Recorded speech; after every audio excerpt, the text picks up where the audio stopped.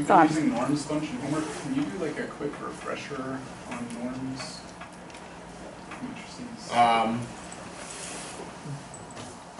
mean, the relevant thing that you need to know is that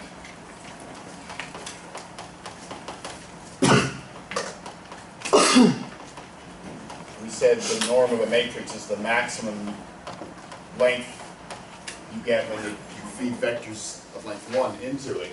But that the relevant thing that then follows is, that we proved last semester, is that if you take, and the notation sort of sucks, but for any x, the magnitude of the vector ax is at most the norm of a times the length of x. That's sort of the relevant formula.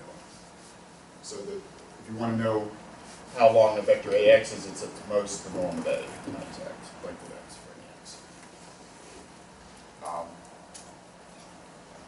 So in one of your homework problems, in problem A, in fact, you do need to remember this. You have to actually use that. Yeah. I was also going to give a remark on number 13, which scares everybody because it looks long. It's worth 5 points. Well, so the footnote suggests that you do the examples first. Let me make the point here that what's going on here is that you're saying that the envelope is defined by a system of equations. You're saying that you have a point that's on the curve f of x and t equals 0, and it's also given by this equation. So this is supposed to make you think, oh, it looks like I want to use the implicit function theorem. So I have a system of equations that's defining x as some function of t.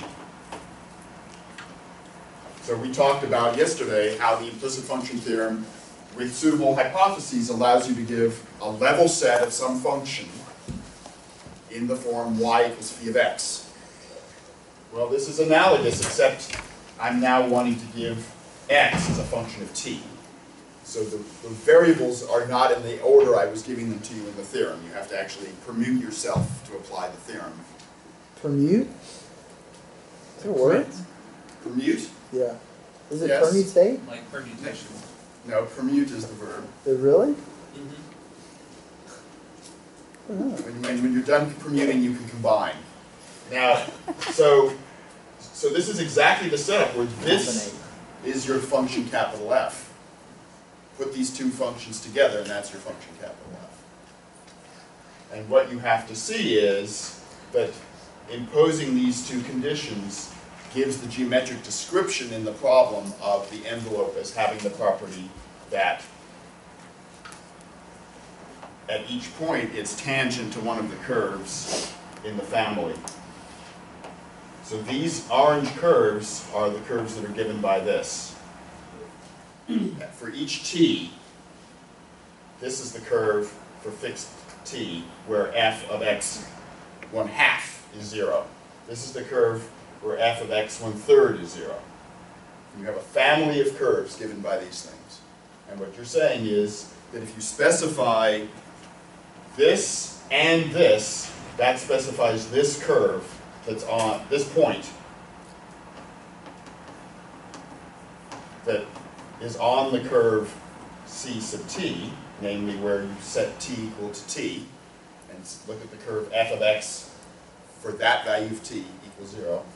That's this curve, and this point is being picked out as being the one where also this point, this equation is. So the envelope is this curve that you're looking for of the curve that is tangent at each point to some curve in the family. So you can actually imagine that this shows up in applications as being an interesting thing, like there are things called wave fronts. If you watch waves going in, if you have a boat going through the lake it leaves a wake behind it. That wake could look like a bunch of curves. And this is what you see is the profile of that bunch of curves that are left behind. When you actually look at the picture, this is what you see as being the outline formed by that family of curves. Well, that's the envelope of the family. So this actually does show up in applications. It's cool. So what I'm telling you is set it up as an application of the implicit function theorem, and then, as Gabe pointed out, it's actually pretty immediate. Okay. Other hints for homework are going to come because I'm going to do the proof of the theorem, and some of your homework problems are modeled on the proof. So, people who came in late, we've agreed we're still missing Will. We'll post it to the group, the web page, the Facebook group. Okay. Use that. All right, so we've agreed that 2 weeks from tomorrow, so tomorrow we're doing makeup class, and it's in room 323 or 3. So tomorrow we do meet at 11, room 323, and then in 2 weeks, test 2 will be on Thursday. So that's the announcement. And then we'll consider ourselves as caught up. Unless there's more snow. Thanks, Jonathan. You're welcome. All right. So what I want to do today is the proof of the inverse function theorem.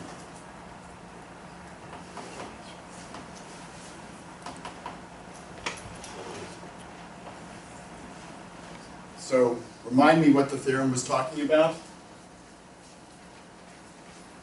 You have a function from Rn to Rn, or from an open set in Rn to Okay, so the setup is that we have a function mapping an open subset of Rn to Rn. It's C1. A point in this open set. Derivative matrix there is non-singular or invertible. And then we're trying to prove that near that point we can invert the function. So I'm not going to write out all the notation at this point. So we're trying to argue that if you're at this point A, mapping to f of A here, that there's some neighborhood of A that maps 1-to-1 and onto a neighborhood of f of A in such a way that the inverse function is also C1. So to make our life easier, we want to make some reductions in the proof. And we'll start off saying, okay, first of all, let's make A be the origin. So I don't use this phrase very often, but let's use it without loss of generality. Let's make some simplifying assumptions.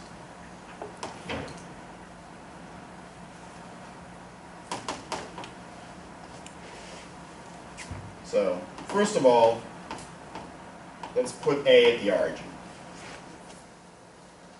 So, okay, just slide the coordinate system over so A is the origin.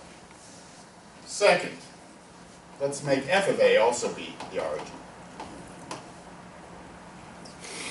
So just slide the coordinate system over here. So what am I doing? If you wanted to officially do this with formulas, you would have a new function. I'm not going to use this notation, but just what would you do? You would say, well, first of all, do f of x minus a.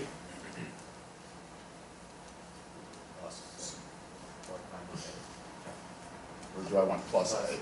Plus. So 0 for this function is going to be a for the function f. And then I want to subtract f of a. Because now, when I plug in a0 here, I'm getting f of a minus f of a. So those are those changes of coordinates that we're talking about. Okay? So The next assumption I want to make is, okay, so now I've got the origin mapping to the origin, new picture.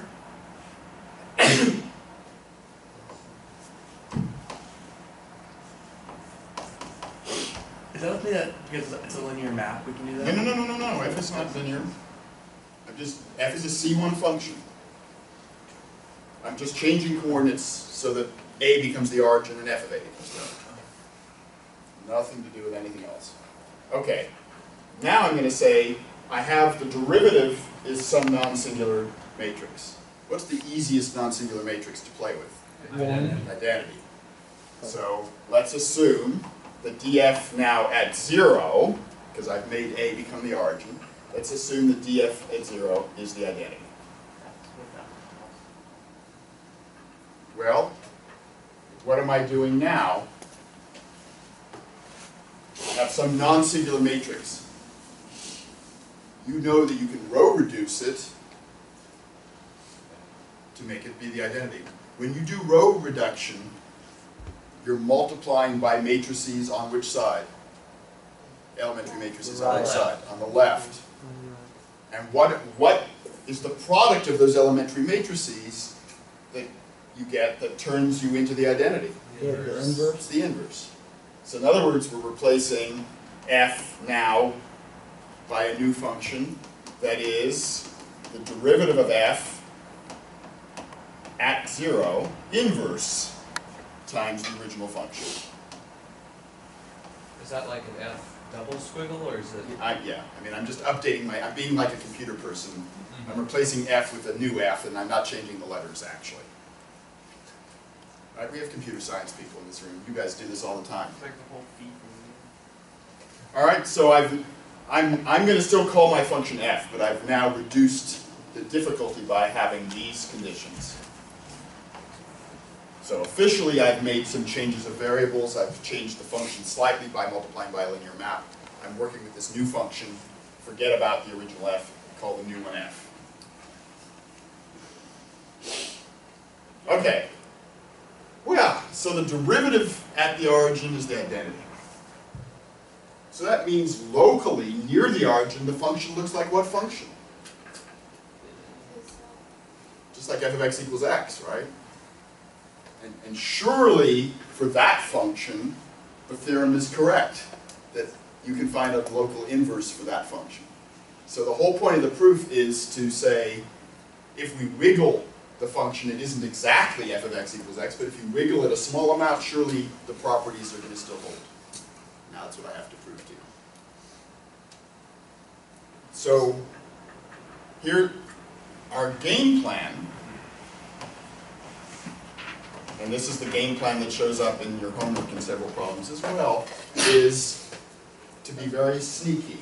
And I don't know who first thought of this historically. I don't know the history on the first person to ever start doing this. Shows your proof in office hours? No. So you want to solve, you want to show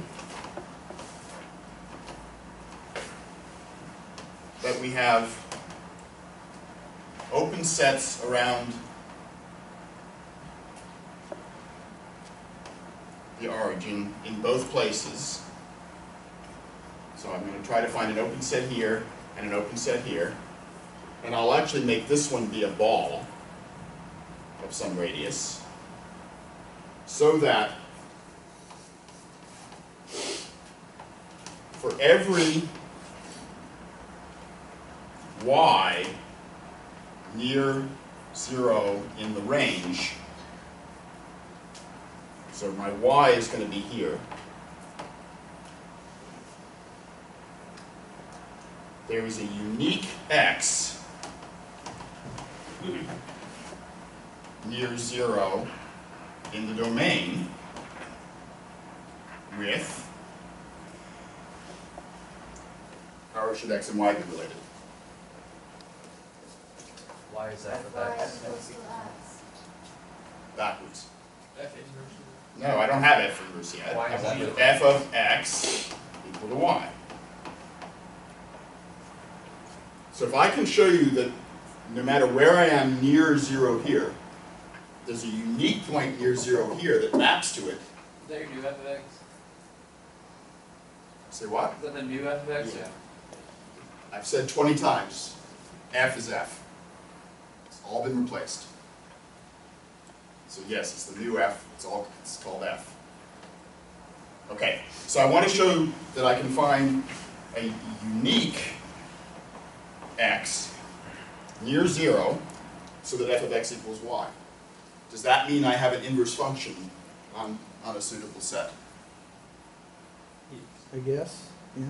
What's the inverse function going to do? It's going to send g of y equals x, this x.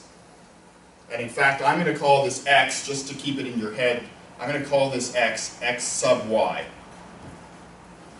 Just so that I'm keeping track of which y you're starting with. I'm going to say there's the x, which I'm going to say is x with a y subscript on it. It looks horrendous, but we'll keep it clear in your head what's going on. So if you vary the y, I get a different x that varies as the y varies. Okay? That's our game plan. Now, how we... Yes, sir? Would that there necessarily show that... It wouldn't necessarily show that that whole set of x sub y's was u, though, right? Well, not u. There's going to be, remember, we're going to have a neighborhood which we're going to call v. Okay. That maps to a neighborhood we're going to call w with an inverse. But here's the neat, sneaky trick that when I was saying I didn't know the history, I don't know the history of this. I'm going to turn solving the problem f of x equals y into a fixed point problem.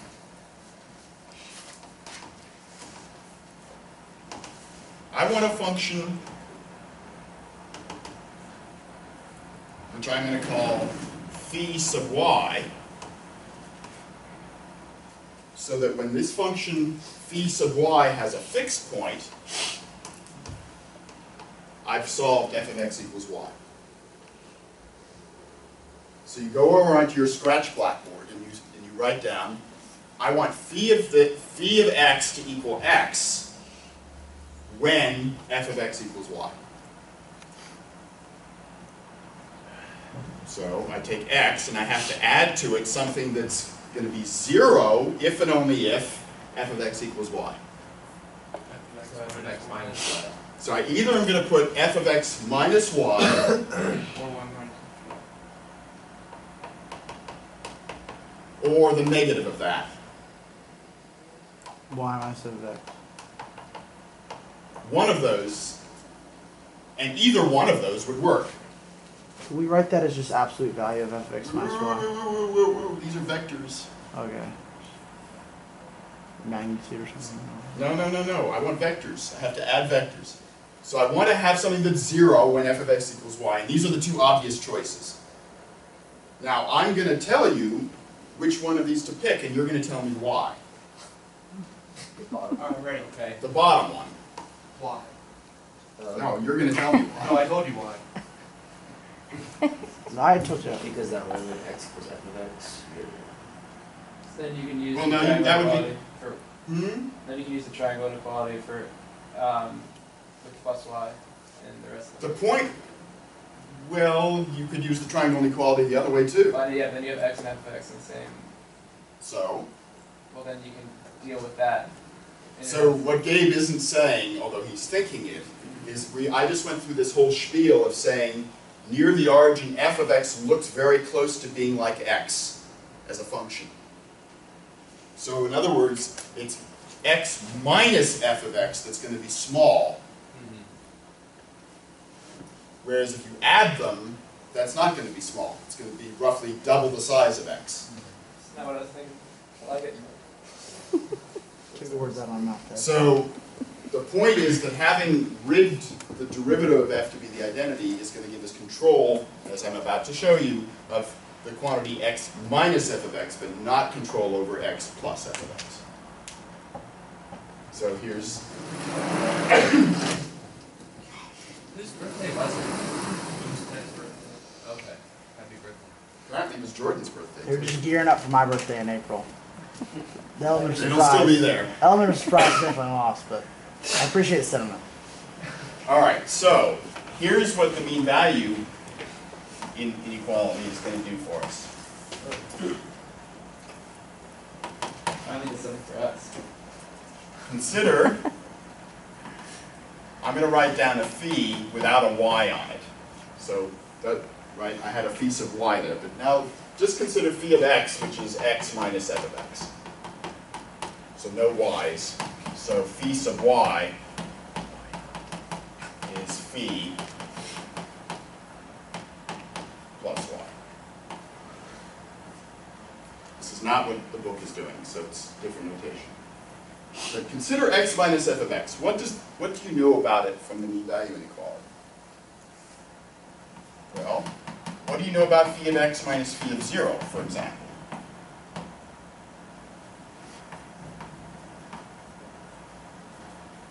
That's equal to phi of x minus 0. X minus 0 times. It's equal to phi of x. It's not equal. Oh, it's less than or equal to. The magnitude, so the mean value inequality tells us if you have a C1 function, its change from one point to another. It's less than or equal to the norm of the. It's less than or equal to the Max of the norm. max of the norm at various points between where you started and where you ended. So the way I wrote this when we did this a few weeks ago was the line segment joining 0 and x. Take the max of the norm of d phi at points on that line segment. So this is saying what's the most the derivative of phi is stretching vectors anywhere along that line segment, and multiply it by how far you moved from one point to the other in the domain.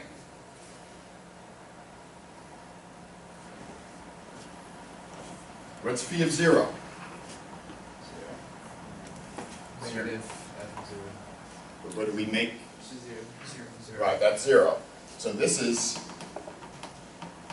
phi of x, magnitude, is at most the magnitude, the maximum of the norm of the derivative of phi, again, on the interval, on the line segment from 0 to x, times the magnitude of x.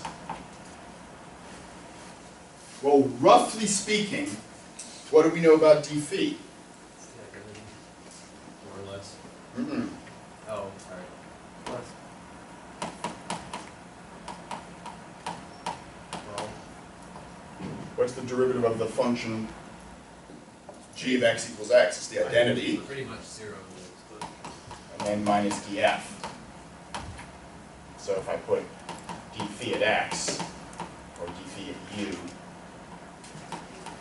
is the identity applied to u, minus df. No, this is identity still, sorry.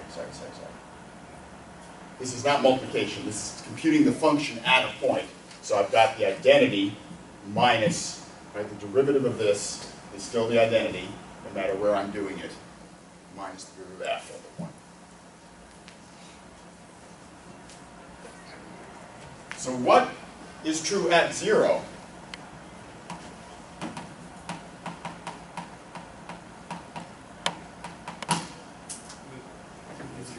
It's the 0 matrix. Right? Because of this hypothesis. df at 0 is the identity. So d phi at 0 is the identity minus the identity, which is 0. What hypothesis can I now use to say if I stay near 0, it doesn't change much from this? C1. Right? Because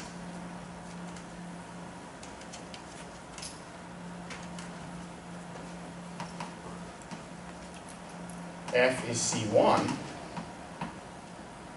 I can choose a number r, positive, so that whenever magnitude of u is less than r, the magnitude of the norm of d phi at u is less than a half. This is just continuity. You have something that's 0 at a point, and you can pick an epsilon. Once you've picked your epsilon, which I picked to be a half, there's a delta, which I'm calling r, so that whenever your delta close to your original point, the origin, that's this condition, then your function is within epsilon of your function at the origin. So this was 0 at the origin. So with that choice of epsilon, I get a delta, which I'm calling r, so that whenever u has magnitude less than r, the norm of d phi at u is less than a half. So it then follows, by just taking limits if you want, taking the magnitude of u less than or equal to r implies the norm of d phi is at worst a half. Or if you have an inequality happening on an open ball, when you take the limit and take the closure of the ball, at worst the inequality becomes inequality. Because it's continuous. Yeah. So we're really talking about the norm being continuous. Which you've proved. Right. Yeah. I mean, yeah. Actually, we haven't literally proved that, but you're right. Well, we're using the fact that this is a continuously varying matrix as you vary u. Right. And then we're saying that the norm of a matrix is a continuous function of on the space of matrices. I'm confused where we got the 1/2 from. I made it up. Okay. Makes sense. And in your homework, you don't have a half. Yeah. So this is, right, in your homework, you actually are given, At one point you're given. you're given a number to use that isn't a half. It makes sense to. So you could have picked any number that was relatively small. I want this number less than 1. If you want to use 4/5, you can work with 4/5. All right, so now what does this tell me about, suppose x now has magnitude less than or equal to this r that I've got here. So using this r, then what does the mean value inequality give me about the magnitude of phi of x? It's less than or equal to r over 2. So if I come along here and I look at this inequality, what do I know if I'm inside the ball?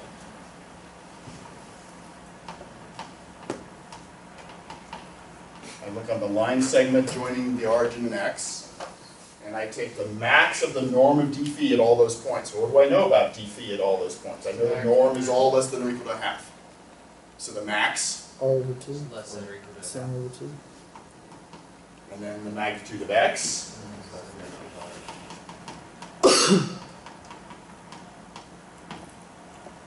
is less than or equal to r, so I get that the magnitude of phi of x is less than or equal to half of r. Got it? So what is that saying? It's saying if I start with a ball of radius r, phi shrinks it. Sounds like contraction mapping. But now what I wanted to do was find a fixed point not of phi, but of phi sub y. Rats. Not so fast. So the fact that phi is a contraction isn't helping me if I need to be looking at phi sub y, which adds a y. So if I started in a ball of radius r, and phi shrank that ball to half the size, but then I'm shifting by y, I might not stay in the ball. With the ball shape, right? If I add y to all the guys in here, it moves it. What have I got to do to make sure I stay inside my original ball of radius r? limit You y. move Yeah. it, yeah. Make sure y isn't moving it very far. So if I have half the radius worth, how much can I allow r to shift? I mean, how much can I allow y to shift it? Half of r. So if we now stipulate that y magnitude be less than or equal to r over 2, or in fact I'm going to say less than r over 2, then the magnitude of phi sub y of x by the triangle inequality is less than or equal to the magnitude of phi of x plus the magnitude of y, which is less than or equal to r over 2, plus something that's less than r, so I erase the or equal to. And presto magic, I'm inside the ball of radius r. So what does this mean? It means that phi sub y maps the closed ball centered at the origin of radius r to itself. I mean, it actually maps it into the open ball, but that's certainly inside the closed ball. So that's part of the stipulation for having a contraction map. Could we just stipulate that y was less than anything? No, Why not? because I want to make sure that I end up back inside the original ball.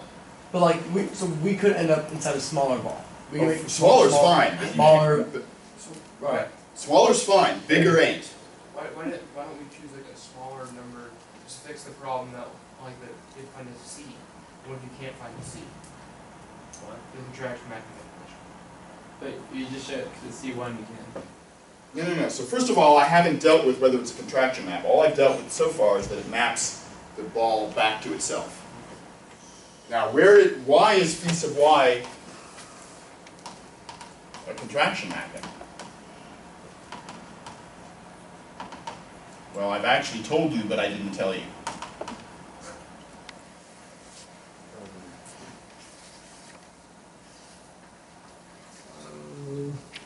Is it because Yep. as you get closer to the origin, x minus x is What do you have to check contraction mapping? Like after Distance that, between Any Yeah, distance but- between any 2 points. So let's do 2 points. Phi sub y of x minus phi sub y. Now, of course, I can't use y for my other letter. Let's say x prime, just to be creative. So take 2 points x and x prime that are in our domain. What do I know about phi sub y of one of them minus phi sub y of the other? Well, here's phi sub y. It's the difference of phi of them. The y's disappear. Yeah. They cancel. Right? Does everybody agree? Mm-hmm. So this is just the distance between phi, no subscript of x, phi, no subscript of x prime. Well, now it's like what we're doing here, except for instead of having 0, we have x and x prime. So over here you still have the max of the norm of the derivative, except it's x minus x prime distance here. So the max is still less than or equal to a half. Because we're still, no matter where x and x prime are in this ball, they're still in the ball where the derivative norm is at most a half. So this is still by the mean value inequality.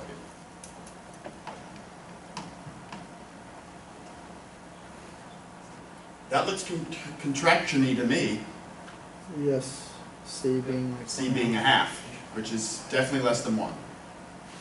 So phi is a contraction, phi sub y is a contraction map, maps a closed ball to itself. So by the contraction mapping principle, what's true? There is a point f of x equals Okay, phi sub y has a unique fixed point in the closed ball of radius r set to 0. And that means I didn't say this explicitly, but that means for this to have a unique fixed point, that means there's a unique x satisfying f of x equals y. Ergo, there is a unique x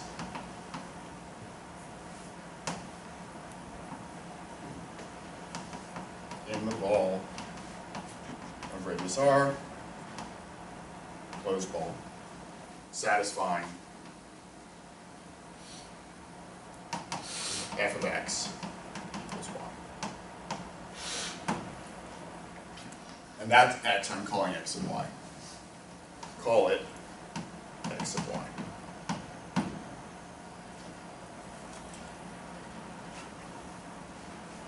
Okay. The rest of the proof that we're going to do is just going to be checking details, but sort of the hard ideas have all happened here already. Now what do I have to say? Well, now I'm going to say define the inverse function on some domain by sending y to x of y. So now we're going to define g, except I'm not sure on what set yet, by saying g of y is this point x of y. And then clearly, if I do fog,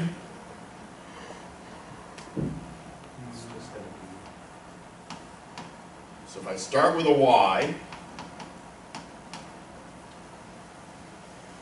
I do g of it, I get x of y, and by definition, what's f of that?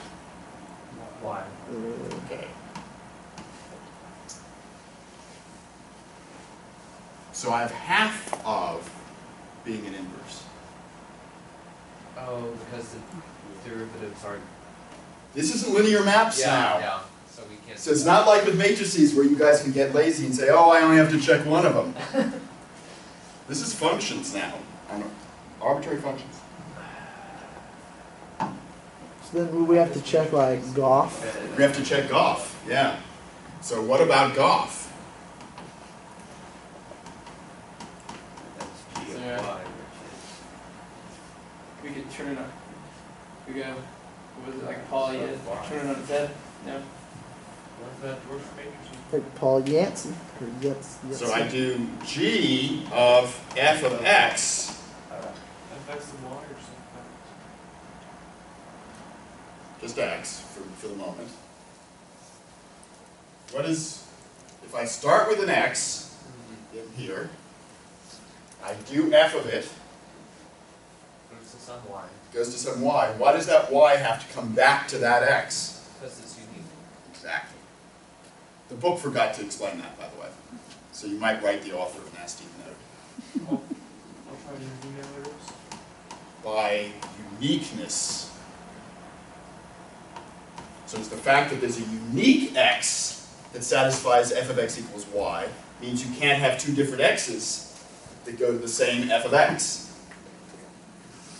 Therefore, g of f of x has to get you back to the x you started at. So it is an inverse function. And for what y's is this defined? Why? All the Y's in one circle. Good. So you now have your w, your neighborhood of the origin that consists of which y's we can do this for. It's the ball of radius r over 2. Which Y? So that's our open set in the range on which we're going to have the inverse function defined.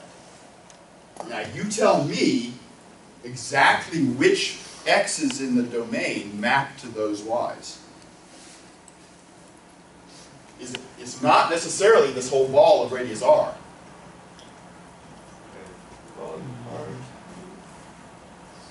Small ball? It might be a subset of those, right? You don't know, do I know that every x in this original ball hits a y that's in the ball of radius r over 2? Is the original ball closed? It was. But I Well, want, no. We don't know. I don't think. but what can I do to get an open set containing the origin that maps exactly to W? What are all the x's that map to a certain set W called? Pre-image.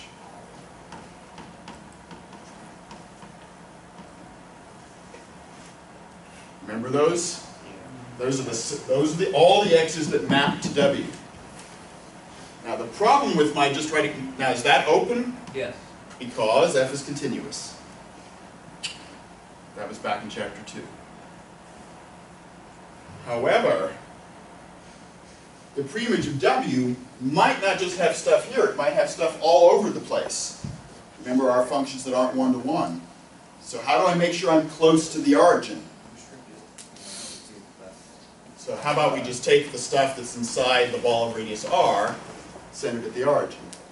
That will make sure I have the points close to where I started and not far away somewhere else in my domain.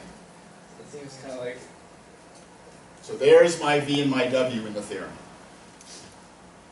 But what if within the ball of radius r there were like little islands of different points that were mapping? They can't, because you said there was a unique x, you told me. Okay. In that ball of radius r, there's a unique x that maps to y.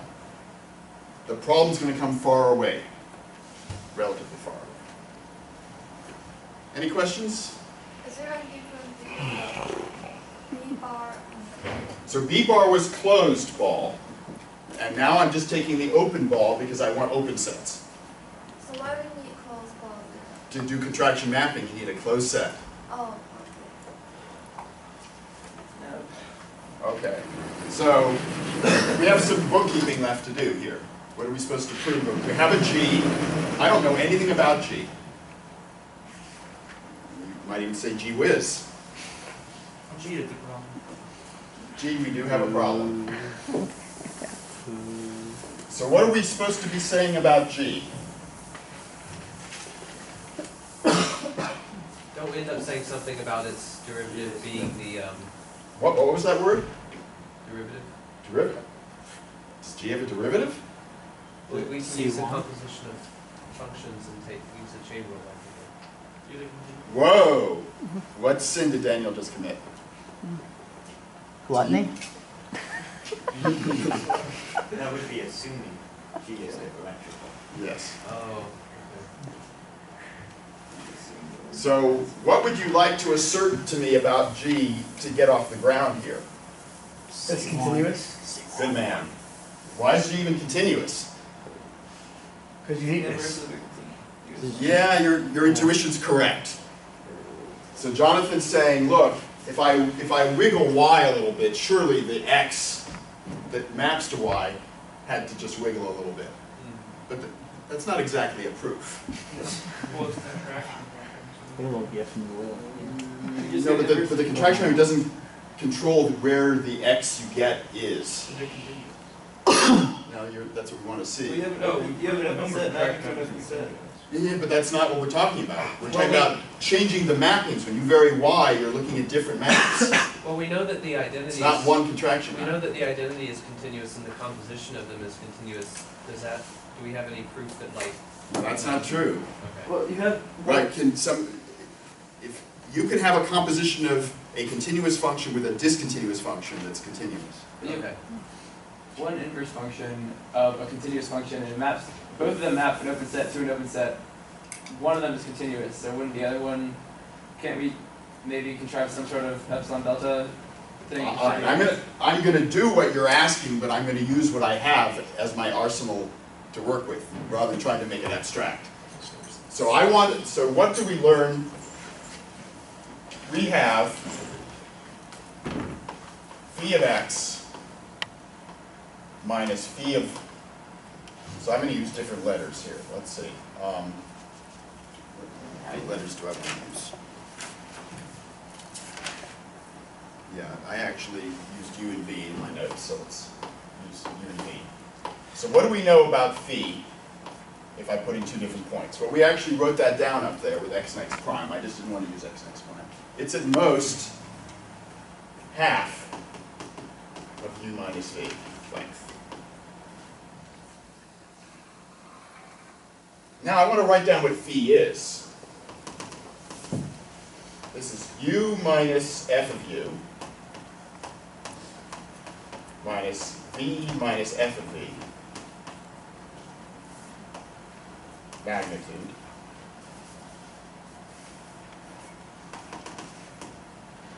is at most half magnitude u minus v.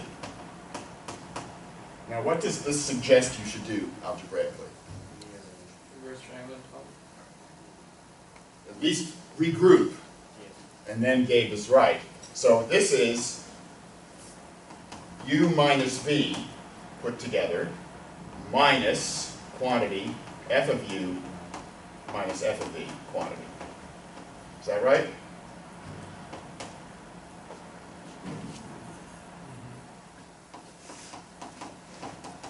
Which reminds me of a homework. Mm-hmm.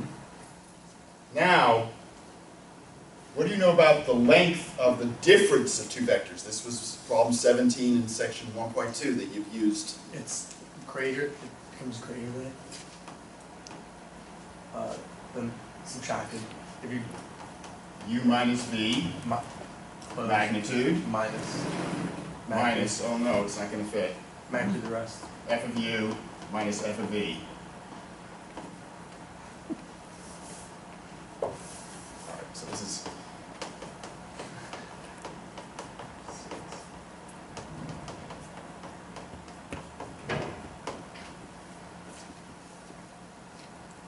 do some magic algebra. What does the magic algebra do? It makes it work. How can you simplify, Cameron, instead of being a wise ass? U minus the unit Put the u minus v On the on that side and put this on the other side. And what do I have? I have a half of magnitude u minus v is less than or equal to magnitude of f of u minus f of v. So what does that tell me? That tells me that if I have 2 points in the range that are close, the points they came from can't be too far away. Right? Because you have an inequality, i.e. magnitude u minus v is less than or equal to twice magnitude of f of u minus f of v. So if I took a y and a y prime, what could you say about the x of y minus the x of y prime? small. The difference is small. No. It just makes it less No. Not a half. than less than twice. Less than twice.